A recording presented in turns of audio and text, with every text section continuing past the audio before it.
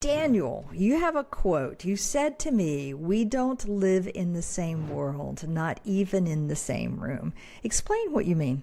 I guess what I mean by that is we do kind of live in our own private reality that's created by that brain inside your head. If you think about it, we don't ever have direct contact with that outside world. We have it through the lens and the filter that our brain provides for us. And we might think that we're seeing the same things, but we're seeing it all through the filter that our brain's built for us. And if you and I have got a different filter, we'll be experiencing things very differently.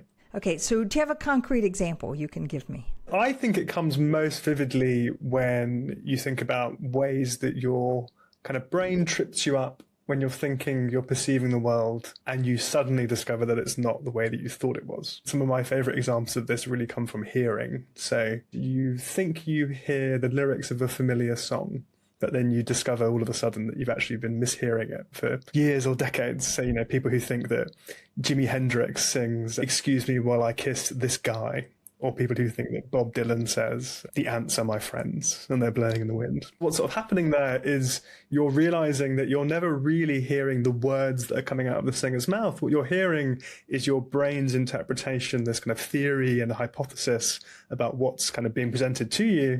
And if you have the wrong theory, you end up with the wrong perception. The song lyrics are a nice example because you realize you were hearing it wrong. Someone can tell you the truth of what was really happening behind the curtain. But for most of our experiences, most of the time, we never get that feedback. We never find out that we're perceiving it wrong. We just stick with the illusion and never find out that we were misperceiving.